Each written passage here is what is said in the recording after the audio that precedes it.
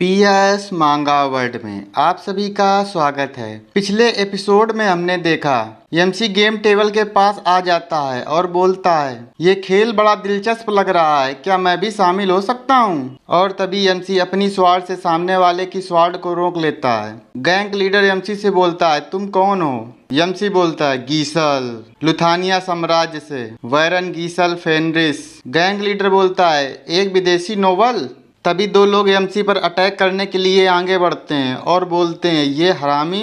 तभी gang leader जोरदार आवाज के साथ बोलता है, बस करो। सिगार पीते हुए गैंग लीडर एमसी से बोलता है, पड़ोसी राज्य का noble guest, Kraken game hall में आपका स्वागत है, लेकिन मैं आपसे आग्रह करता हूँ कि यहाँ तमाशा ना करें। और अपने सर्वेंट से बोलता है, तुम लोग भी अपने हथियार नीचे रखो।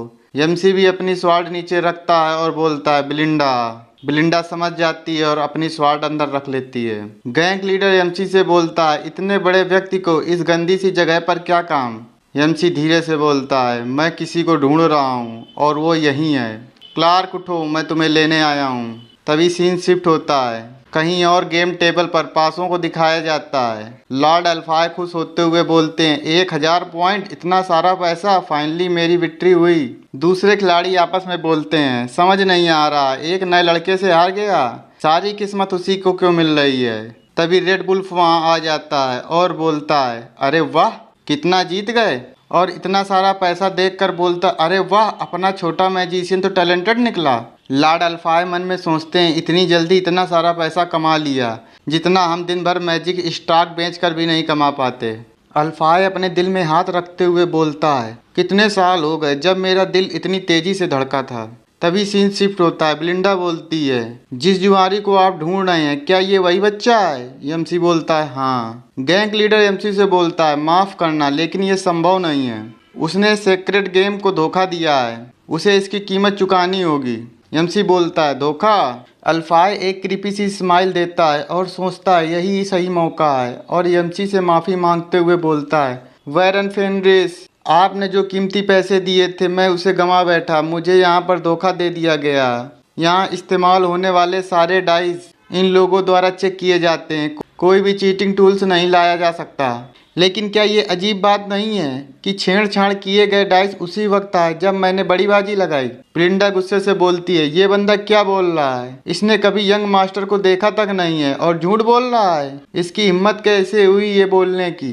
एमसी अचानक से ब्रिंडा को रोक देता है और बोलता है, ये तो बस उसका कहना है। गैंग लीडर सिगार को मुंह में लगाता है और बोलता है, क्लॉड, मैं सोच ही रहा था तुम्हारे पास इतना पैसा आया कहाँ से?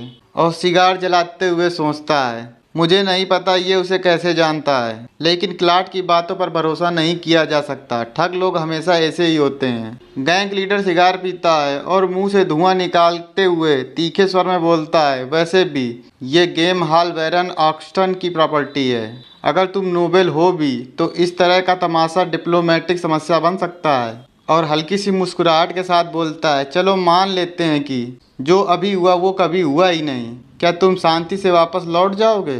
एमसी बोलता है, माफ़ करना, लेकिन ऐसा नहीं कर सकता, क्योंकि ये ठीक वैसे ही जैसे किसी ने मुझे लूट लिया हो। गैंग लीडर बोलता है, सच में, क्या ऐसा ही है?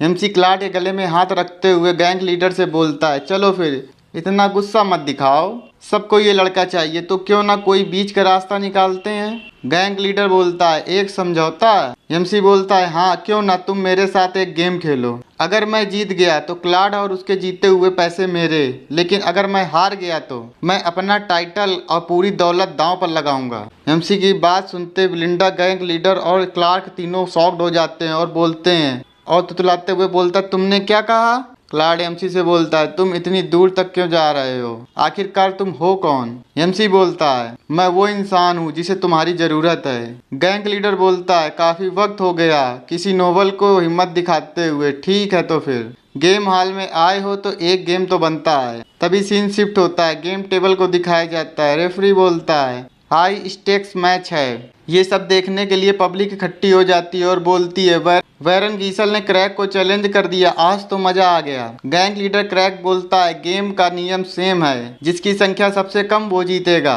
अगर बराबरी हुई तो खेल जारी रहेगा जब तक कोई जीत न जाए। और मुस्कुराते हुए बोलता है, आजकल नोवेल्स को ज्यादा जटिल चीजें समझ में नहीं आती। एमसी बोलता है, चलो गेम शुरू करें। गैंग लीडर बोलता है, तुम उम्मीद से कुछ ज्यादा जल्दी कर रहे हो, चलो तो फिर ठीक है। सिक्कों को उछाला जाता है। एमसी बोलता है, हेड्स। लीडर बोलता है, टेल्स। सिक्का गोल गोल घूमता है और टेबल पर गिरता है और हमें दिखाया जाता है टेल्स आता है। गैंग लीडर क्रैक बोलता है, ओह तो पहले मैं रोल करूंगा। गैंग लीडर एक डिब्बी में डाइस को डालता है और जोर जोर से रोल करने लगता है और बोलता है, अक्कड़ बक्कड़ बम्बे बोल गिली गिली छू।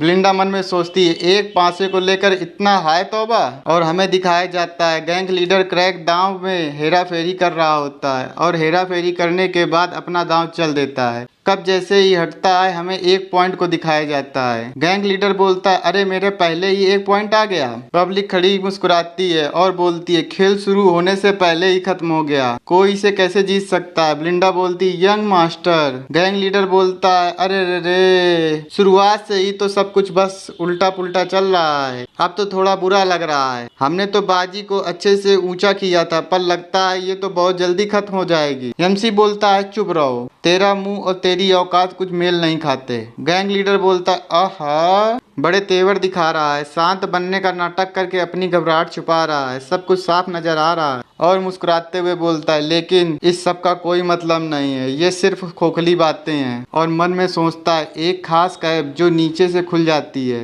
इस बात पर निर्भर करता है कि उसे कैसे पकड़ा गया है। उंगलियों के बीच छुपी हुई एक खास वजनदार पासा जो हमेशा एक ही दिखाता है। और आज तक मैं ये चाल चलते हुए कभी पकड़ा नहीं गया, चाहे जितनी बार खेलो तुम जीत नहीं सकते। और मुस्कुराते हुए एमसी से बोलता है, ए नोबल, याद है ना, कम नंबर वाला जीतता है। एमसी अपनी माना को उस कप के अंदर डालता है और बोलता है, आल तू जलाल तू, आई बला को टाल तू, गिल गिली छू। एमसी डाइस रोल करता है और रोल करने के बाद कप को टेबल में रख देता है और जैसे ही कप को उठाता है डाइस गिरते ही चूर्ण बन जाता है। 0 पॉइंट। गैंग लीडर देखते ही बोलता है, कैसे, ये कैसे हो सकता है। वहाँ पर खड़े पब्लिक शॉक्ड होते हुए बोलती है, डाइस पाउडर बन गया, 0 पॉइंट, ये कैसे संभव है। बास क्रैक हार गए। गैंग लीडर चिल्लाते हुए बोलता है, ये नामुमकिन है, चीटिंग हुई है, चाहे वो कोई रईस ही क्यों ना हो, लेकिन ये तो हद से ज्यादा है। एमसी क्रैक का हाथ पकड़ते हुए बोलता है, तो फिर ये क्या है। दूसरा डाइस गैंग लीडर के हाथ से गिरता है। सभी लोग आपस में बात करते हैं,